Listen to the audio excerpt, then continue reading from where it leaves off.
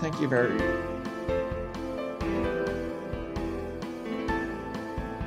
much, everybody, for joining us. My name is Donald Wright, and I am the Vice President of the Canadian Historical Association. Although we are meeting virtually from one end of the country to the other, I would like to acknowledge the territory from where I am joining you. I respectfully acknowledge that Fredericton stands on the unsurrendered and unceded traditional Wolastoqey land. The lands of the Wabanaki people are recognized in a series of peace and friendship treaties to establish an ongoing relationship of peace, friendship, and mutual respect between equal nations. Last fall, I approached Stephen High, the president of the CHA. I approached Stephen with the suggestion that we do something to mark Seen but Not Seen, Influential Canadians in the First Nations from the 1840s to today by Donald Smith. After all, Seen but Not Seen had just won the prestigious J.W. Defoe Book Prize, and Donald Smith is a longtime member of the CHA and at one point served on the CHA Council. Stephen instantly agreed, thought it was a great idea, and here we are 6 or 7 months later and a ton of emails later to discuss what I think is just a wonderful book. Now, who is Donald Smith? Donald Smith is a professor emeritus at the University of Calgary, where he taught Canadian history from 1974 to 2009. He obtained a BA and PhD from the University of Toronto and an MA from Université Laval. His publications include biographies of Longlance, Grey Owl, and Honoré Jackson, 2 histories of the 19th century Mississauga First Nations, a history of Calgary, and most recently, Seen but Not Seen. Currently, Professor Smith is involved in a joint project with the Ontario Historical Society entitled In Hindsight, Half a Century of Research Discoveries in Canadian History, a series of 20 podcast episodes. In Hindsight continues weekly to June 20, 2023. And as I said earlier, Professor Smith was a CHA Council member from 1995 to 1998. Published in 2021, Seen but Not Seen represents a lifetime of thinking about the Indigenous, non-Indigenous relationship in Canada. And while I have my favorite chapters, you're not here to listen to me. Rather, you're here to listen to 3 senior scholars speak to Seen but Not Seen by Donald Smith. The first speaker is going to be Jan Noel. Jan Noel was a member of the Department of History at the University of Toronto for 25 years. Her teaching subjects included Pre-Confederation Canada, colonial minorities, and women in Canada. Her prize-winning work dealt with Louis-Joseph Papineau, with Indigenous women in the New York fur trade, and early temperance crusades. As well, her internship program encouraged students to investigate the campus's Credit River Valley site, formerly inhabited by the Mississauga, and later brought to scholarly attention by Donald Smith. So Jan, the screen is yours. Thank you, Don. And thank you for inviting me. Thank you to all of you who are here today. I expect all of us attending this Zoom meeting know how hard it is to narrate history's dialogue between the past and the present. True to the past, yet speaking to today's readers. Even being a historian involves somehow balancing the passion that brought you to this not exactly rich in jobs field and the dispassion that's also required of an honest account. Passion is in the air. While we've heard about politicians facing constant online harassment and threats, it also affects veterans of the once tweedy, bespectacled backwater of pre-Confederation history. The CHA has seen disagreements. The public have made calls to rewrite the story wholesale, even to cancel Canada Day. I know several current faculty who voice only confidentially their true assessment of controversial figures like Edgerton Ryerson. I don't want to be crucified in social media, one of them told me. But there's understandable righteous indignation of people who've directly suffered abuse and supporters who call for reform. How best do we embrace reconciliation without sacrificing the nuanced truth that historians are trained to find?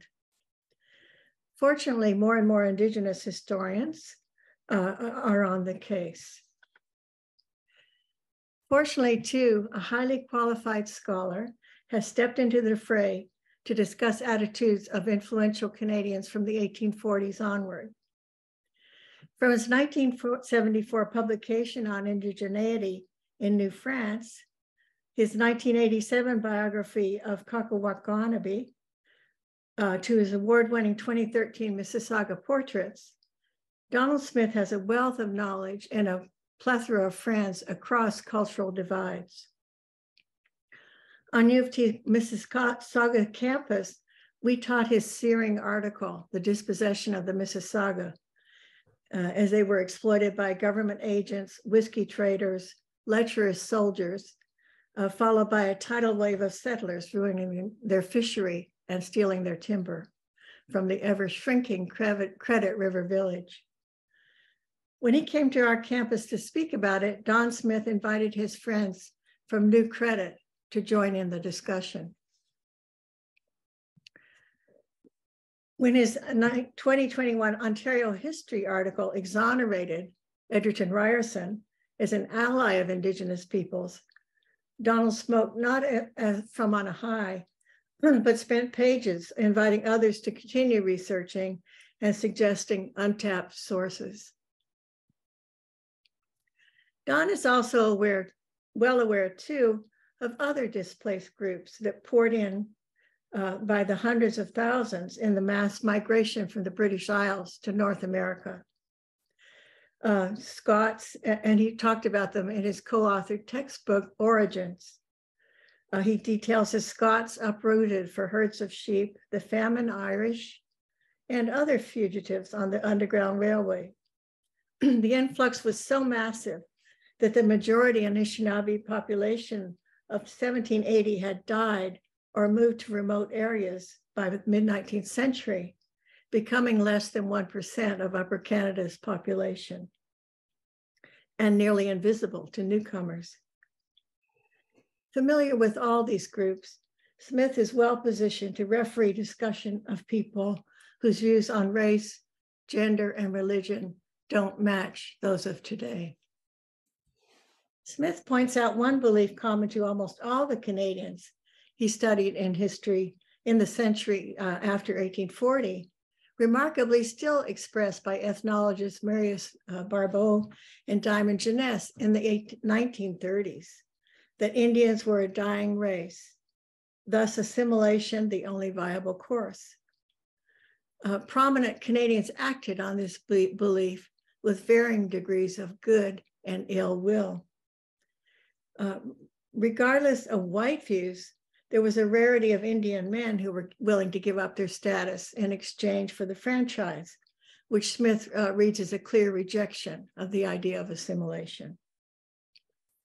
The 20th century saw population begin to rebound, particularly in the 1930s, with better prevention and treatment of contagious disease, better nutrition and hygiene, gradually increasing to 5% of our population today.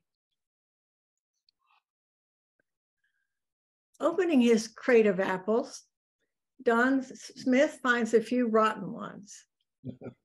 Foremost was Duncan Campbell Scott, superintendent of the Department of Indian Affairs in the early 20th century.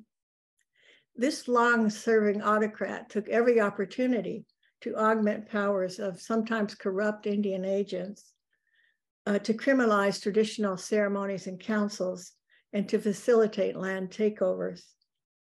He suppressed any pushback from the group he was supposed to serve, viewing leaders such as Fred Loft as dangerous subversives. Also unwholesome was Judge John Boyd, who ruled against Indian title to large tracts of Ontario in the 1885 St. Catharines milling case. With what Smith estimates to be less than 2 weeks of research and no Indigenous consultation at all. Smith uncovers the fact that Boyd had a son fighting to suppress the Northwest Rebellion, the Northwest Uprising that year, not helping the judge's neutrality. In most of the bunch, Smith finds redeeming qualities. As Brittany Luby and Emma Scott observed in their CHR review of his book, he often turns to social network analysis. What connections did his subjects have with Indigenous people? Duncan Campbell Scott had no close friends there, and according to Diamond Jeunesse, disliked them as a people, gave a cool reception to the delegations that visited him in Ottawa. On the grounds of social network, the book gives Methodist missionary John McDougall high marks. For McDougall grew up among Ojibwe and Cree, became fluent in their languages, married a part Cree woman. He praised Indigenous religion, defended the Sundance, opposed removal of children to off-reserve schools. McDougall refuted the Calgary Herald's vicious remarks about Natives in the 1880s and spoke out against restrictive reserve conditions. Smith says that though he shared the general support for Western settlement as a key to progress, quote, basically what John McDougall wanted was equality, end quote. However, McDougall's assistance to the government in getting what was clearly uninformed consent to Treaties 6 and 7, and later working with government to downsize reserves may lead the reader to a less sanguine judgment.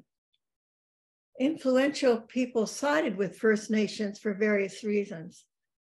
Emily Carr, whose paintings introduced magnificent Northwest Coast totems to the Canadian public, made friends across the cultural divide, but took no interest whatsoever in Indigenous rights activism. In his usual fashion, Smith looks for clues in the personality and networks. He believes Carr was likely drawn to Indigenous peoples because of her own status as an isolated and misunderstood artist. Resenting her stern sisters and their stern missionary friends, she sided with her more free-spirited Indigenous friends. One chapter in the book examines the record of our first Prime Minister. Is there a case for still celebrating MacDonald, despite his ruthless willingness to starve the Plains Cree onto reserves, as Dastra Tobias and others documented?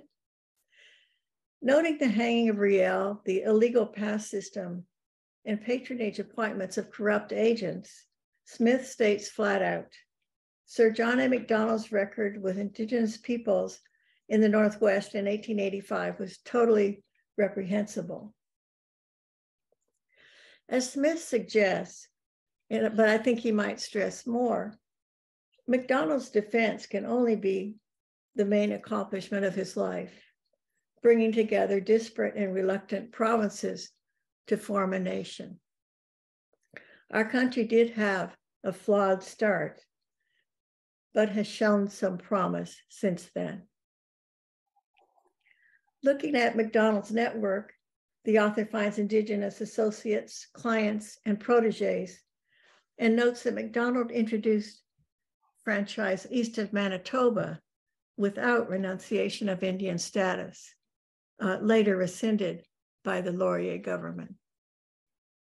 One, of course, comes away from a rich book with a few questions. One problem with networks is how hard it is to pin down the nature of relationships. When a famous member of a dominant group befriends a member of a stigmatized one, is it friendship, window dressing, patron-client relationship?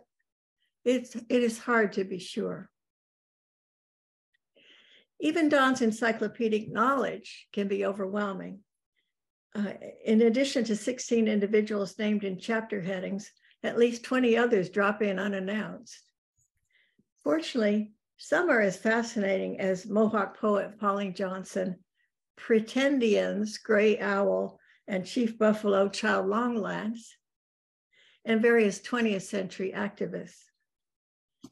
The reader who stays focused will appreciate a book that spans a long durée from early Grand and Credit River encampments through the prairie buffalo hunting missionary activities, reserves.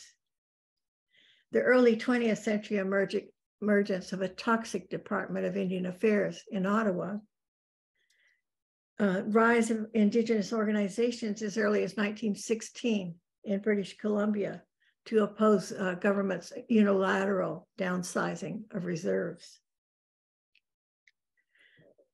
Smith leaves big changes, including the huge current interest in Indigenous affairs, to a later historian to discuss, saying that this person will have more perspective on this. And if we have time today, I think it would be really interesting to hear what the presenters and the audience think. How are we reaching a real turning point with this massive interest that we've seen in the last 8 or 10 years on the Indigenous questions? Smith does cover briefly the period after 1970, allowing the book to end on a note, at long last, of government consultation instead of decrees from on high. The book is entirely successful in its goal of avoiding presentism. It closes with the statement that we should always keep in mind that in judging the past, those responsible were individuals of their own times, and the times were not ours. For me, the good news is, over the course of my 3/4 of the century, I now see a growing political, regional, and public awareness of Indigenous Canada, he writes.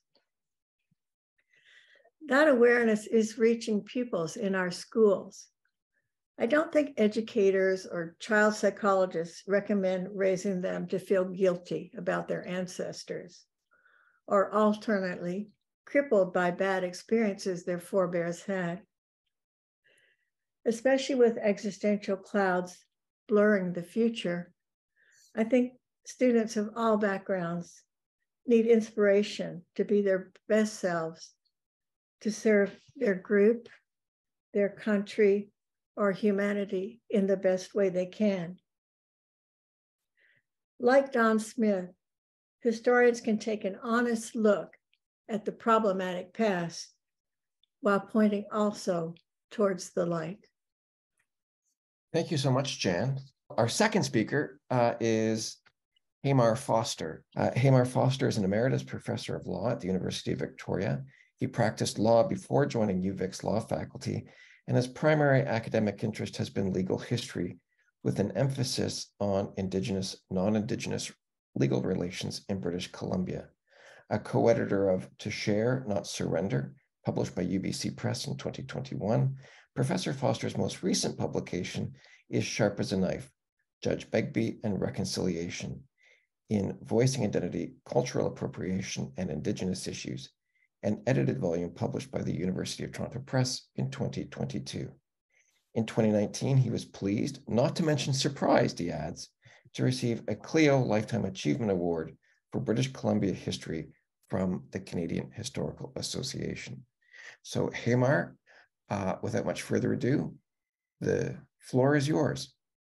Okay, thank you very much, Don. Well, I suppose some of what I'll be saying is going to be repeating some of what Jan has said very well. Don, this is a fabulous book representing over half a century, I know, of reflection and research. And I think Jan used the word encyclopedic to describe your knowledge, and that was in my notes as well. So congratulations so much on this book.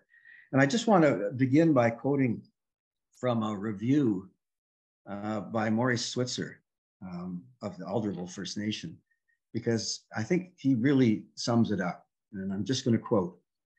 He says, the words Donald B. Smith has used to inform his readers about the important roles played in Canadian history by the Mississauga peoples along the North Shore of Lake Ontario, and now in Seen but Not Seen, have been written by a non-Indigenous person who consistently demonstrates respect for Indigenous realities in Canada through his research and writing. He describes Alberta writer Hugh Dempsey as, quote, a bridge between two worlds, communicating invaluable information about the Indigenous world to non-Indigenous people, end quote. that would be an apt description of this author, he concludes. So I say, I agree. Obviously, the main theme, I think there's two themes, but the main theme of this book is right there in the title: seen but not seen, invisibility. I know one reviewer called this a determined unseeing. And maybe, depending, I suppose, what is meant by determined. I think a lot of the people Don writes about didn't sit down and determine not to see. But I think, obviously, their worldview, their ideas, the context in which they lived clearly did very much determine their ability to see or not see. And the book, of course, is replete with examples, starting with Don's own youthful myopia, and that whole generations, of which I am one. We're about the same age. But as Don points out in the book, things began to change after World War II, and then more quickly after the Hawthorne Report in 1966 and the White Paper in 1969. He points out, and I think it's probably worth pointing out now, given that my field is legal history, that the first set of materials on Indigenous rights for law schools was published in 1970. And as Tom Berger is quoted in the book also as saying that when he went to law school, it was completely invisible, seen, but, well, in that case, not even seen. And a set of readings on Canadian Native history edited by Robin Fisher, who I see is here, and Ken Coates in 1988 was entitled Out of the Background. Out of the Background. And another example I think Don gives in the book is Bruce Hutchison's award-winning 1942 book, Canada, the Unknown Country, with only one substantive mention of the Indigenous peoples of British Columbia. And Don describes this blind spot as a true record of the times. I want to add an example that's really struck me a number of years ago. In 2012, journalist Stephen Hume persuaded the Vancouver Sun to let him have 3 full pages to commemorate the 150th anniversary of the 1862 smallpox epidemic in British Columbia. And the theme of his piece was to compare it, because it was also the 150th anniversary of the sinking of the Titanic. And it was an excellent piece, so good that I emailed it to my law school colleagues. And one got back to me and said, you know, I grew up in BC. I went to school in BC. I went to university in BC. I went to law school in BC. Why am I just learning about this now? And good question. And things are changing, which is good. But it is quite astonishing that an event where the mortality rate was probably greater than the Black Death in Europe in the 14th century was basically below the event horizon for most British Columbians until very recently. I think the second theme Jan also has touched upon, and that's presentism. And I was going to quote some of the stuff that Don said that Jan has, but I won't repeat it. I'll just say that both in the prologue and the epilogue to the book, Don makes the point about not viewing the past through the lens of the present, at least certainly not exclusively. Another reviewer has described these two themes, the long-established blindness of non-Indigenous Canadians on the one hand, and the avoidance of presentism on the other, as rival or competing impulses. I don't agree. I think they may be in tension, they're clearly in tension, but confronted with this sort of invisibility, one seeks explanations for it, to understand it. And I think Don means that we risk misunderstanding the past if we view it solely through the lens of the present. And I imagine there'll be some discussion of this as we go on. Quite a cast of characters in the book. Although Don focuses, I think, on people who tend to be ministers, such as George Monroe Grant, or missionaries, such as John McDougall, academics, Franz Boas, Kathleen Coburn. There's also an artist, as we've heard, Emily Carr, a judge, John Boyd, a school teacher, John Laurie, a politician, Sir John A. Macdonald, a bureaucrat poet, Duncan Campbell Scott, an Indigenous activist, Harold Cardinal, a newspaper publisher, Maisie Hurley, and even an intriguing imposter, Chief Buffalo Child Longlands. And nor is this the whole list, as Jan has pointed out, because although there's people in the chapter headings, there's all sorts of other interesting people who pop up in the chapters as well. And I thought I would just talk a little bit about the BC chapter.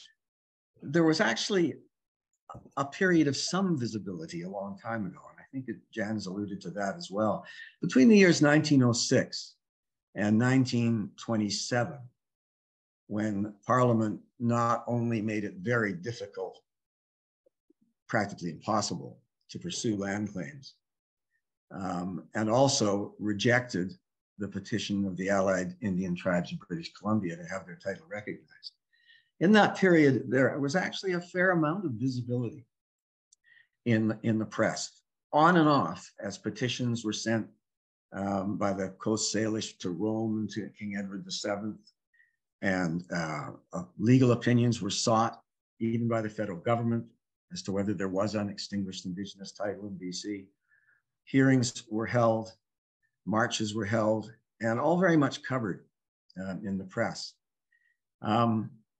And that pretty much disappeared after 1927 in the sense that it went underground. The Depression happened, the legal constraints, including bans on things like the potlatch, had that effect. Then the war intervened. And what's interesting, though, is that once the legal impediments were lifted in 1951 and full of Indigenous warriors returning from World War II, visibility restored itself somewhat. This period of silence from the late 20s to the mid 50s, I think, contrasts a little bit with the earlier period and with the period we're in now. But that doesn't detract, I think, from Don's point that for the average Canadian, the visibility was really, really low. He begins the BC chapter with Franz Boas and cultural relativism.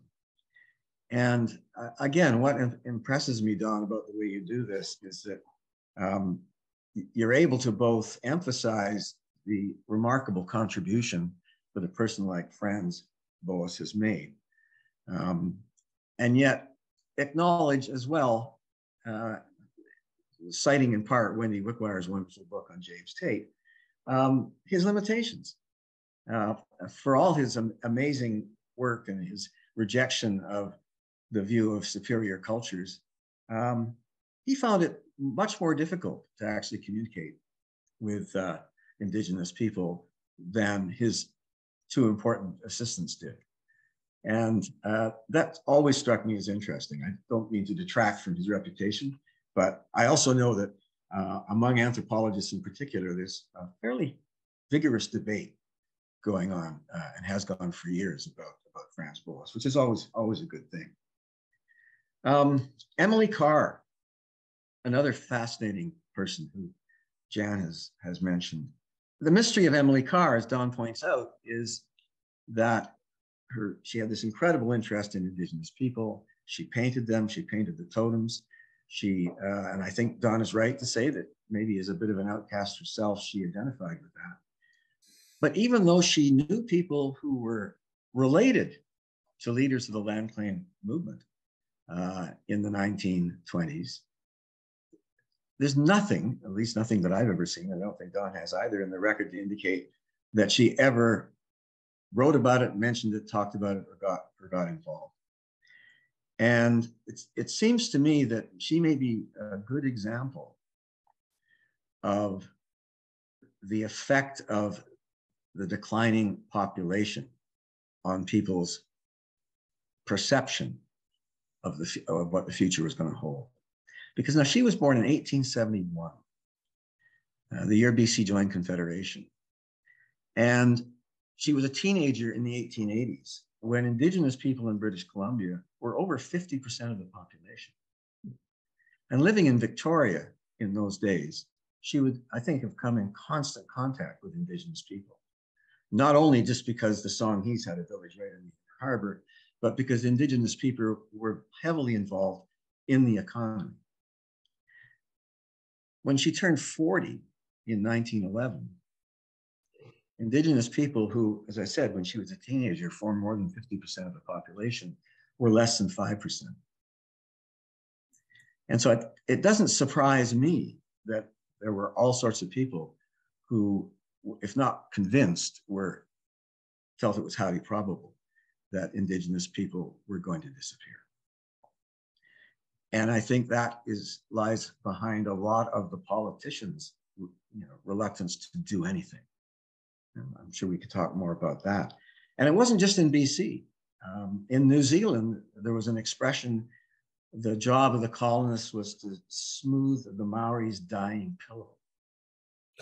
And it's interesting that California, all about the same time, the myth, if you like, of the vanishing Indigenous person spread. And most people, although I think as Don's pointed out, not everybody, didn't realize by the end of the 1920s that was reversing itself, definitely reversing itself. So maybe Hamilcar is an example of truly determined blindness, not the second meaning that I started off with, but hard to say. The other person that Don discusses, or one of them in the BC chapter, is Maisie Hurley, who is a truly remarkable person. She was married to Tom Hurley, a hard-drinking, very successful criminal lawyer in British Columbia. But she carved out a whole career for herself as an advocate of Indigenous rights and the publisher of the Native Voice. As Don points out in the book, when her husband died, he did an awful lot of criminal defense work for Indigenous people. She went to Tom Verger and told Tom in no uncertain terms, okay, it was now his job. And of course, that led to the White and Bob case, which was really the first case on what used to be called the Douglas Treaties in British Columbia, and led Frank Calder and the Niska to look up Tom to take a groundbreaking Calder case decided in the Supreme Court of Canada in 1973. Another footnote to that is a woman called Barbara Castle, who was a daughter of Ruth Smith, the Indigenous woman who edited the Native Voice for a couple of years, has self-published a book about her family that if you go on the internet, you can find it. It's a very interesting little book about their experiences, their different experiences in residential school, and focuses on Kokolitsa, which Don writes about in the book, which is now long defunct residential school in Lower Mainland. Don also mentions Andy Paul and Peter Kelly. And this brings me back to the period between 1906 and 1927, when the Friends of the Indians of British Columbia, the Indian Rights Association, the Interior Tribes of BC, and then in 1916, the Allied Indian Tribes of British Columbia were all active in trying to get either treaties or get their case heard by a court. And central to that movement was Andy Paul of the Squamish, who's definitely been written about, and Peter Kelly, Haida and Methodist minister, who was chair of the Allied Indian Tribes of British Columbia throughout its life, from 1916 to its effective disbandment in 1927 after the Indian Act was amended. I had the privilege of, in 1995, meeting with Peter Kelly's son, Reg Kelly, every second Tuesday for about 4 or 5 months, and turning on the tape recorder and hearing Reg talk about his father and his career. Both Andy Paul and Peter Kelly are other people who I'm delighted that they surfaced in Don's book, and they definitely deserve more attention than they have had in the past, although there is a biography of Reg Kelly out there written shortly after he died. On my reading of your book, Don, two of the questions it raises are these. Why were only a small minority of non-Indigenous Canadians able to see through and beyond the prejudices of their times? And why were even they only able to see so much? I read you as concluding that part of the answer to the first question is that these were generally people who had developed meaningful and enduring relationships with Indigenous people and communities, and who therefore rejected the popular misconceptions about them. I think you also conclude that part of the answer to the second question is that even most of these people were unable to transcend the limitations imposed by their commitment to versions of Christianity and theories of civilization that were dominant at the time, and that were often the motivation behind their involvement in the first place. Years ago, let's see if I can find it here. John Webster Grant, in his book, Moon of Wintertime, Missionaries and the Indians of Canada in Encounter since 1534, said something that really struck me when I first read it about 40 years ago, and still does. The language is a little archaic, but this is what he said.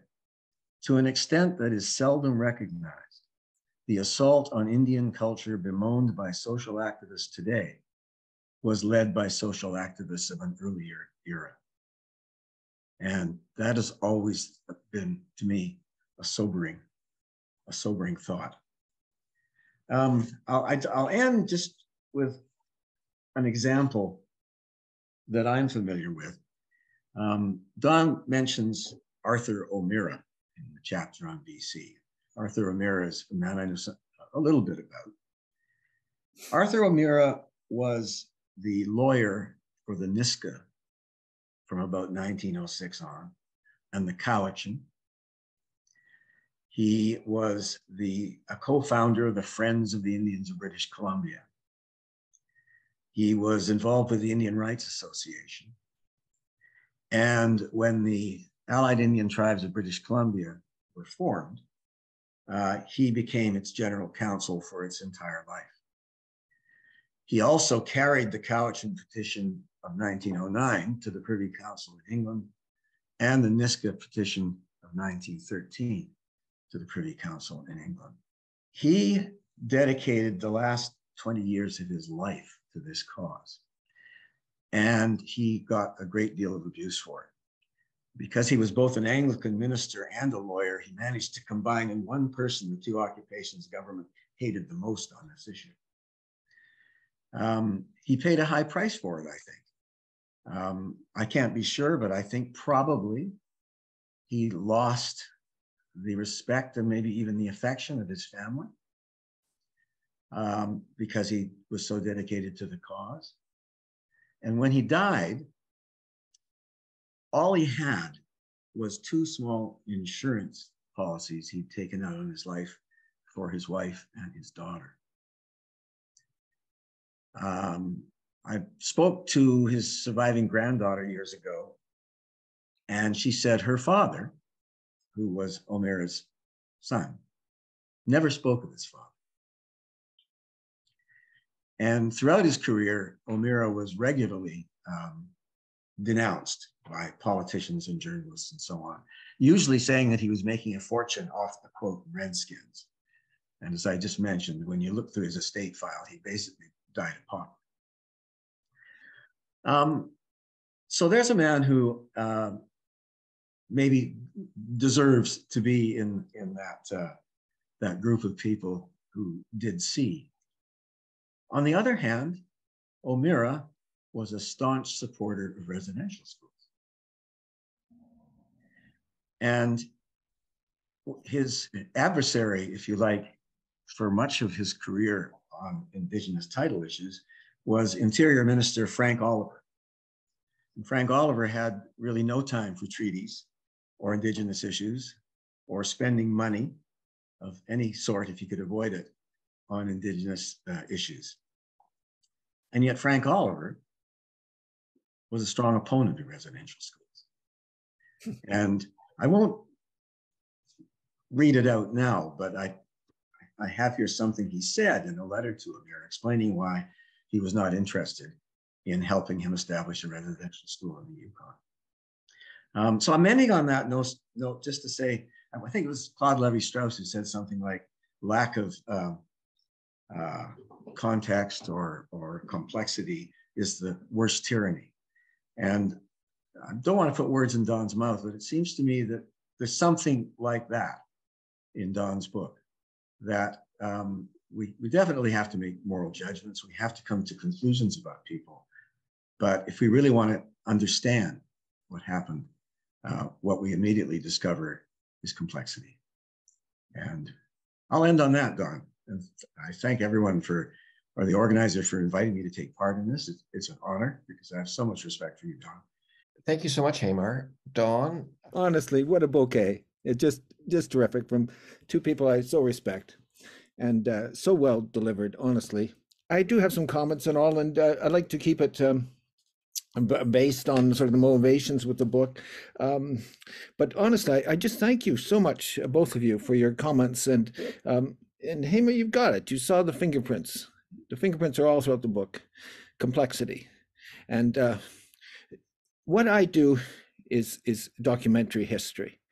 And within that, I'm primarily a biographer. But I want this to be quite clear. I have the highest respect for Indigenous studies. But for me, I took the language. I studied the language for 2 winters, years ago in Toronto, Ojibwe, Anishinaabe, and it is so complex. We're not ready for this yet. We've got to integrate. We've got to bring this in to the main line. What we do, our side of things, but it is so humongously complex that it's going to be a while. Anyways, the aspiration is there that we must respect Indigenous studies. And I 35 years ago, I helped fund a scholarship at the University of Toronto, the Peter Jones Sacred Feathers Scholarship. And I'm a true believer. I want that to be known at the outset. But what I'm doing is not that. I don't have the competence, obviously. I don't have the language skills, the cultural background. I don't know the rituals. I don't know the ceremonies. It's just, this is a universe. It's unknown to me. What I do is what I've been taught to do, and that is documentary history and non-Indigenous history. And so my attempt here is to understand one question. And that's one question that pulsated me from, well, half a century, and that is why? Why do we miss this? Why do we miss the Indigenous reality, which is all around us and is 10,000 years old, if not more? Why? It's just incomprehensible. So in the book, which is sort of a, well, what would we say, coming to terms with this, trying to figure out for myself why this ignorance, that's basically what it's all about. I guess I was very influenced at a young and impressionable age by E.H. Carr, that wonderful little book, 100 pages at most, by the Oxford professor. What is history? And well, the line that resonates with me was, before you study the history, study the historian. Know who's writing it. And I thank both of the presenters warmly, and Don for your kind remarks. Thank you so much, Don. And thank you to Jan Noel and Hamar Foster, who read the book, engaged with the book, and offered their insights into it. And I want to thank you, Don, for writing this book. You've been thinking about these questions since you were an undergrad at the University of Toronto in the 1960s. It's a remarkable accomplishment, and félicitations, congratulations. You deserve all the credit that this book is getting and the accolades this book is getting. And thank you to all of you who joined for today's session.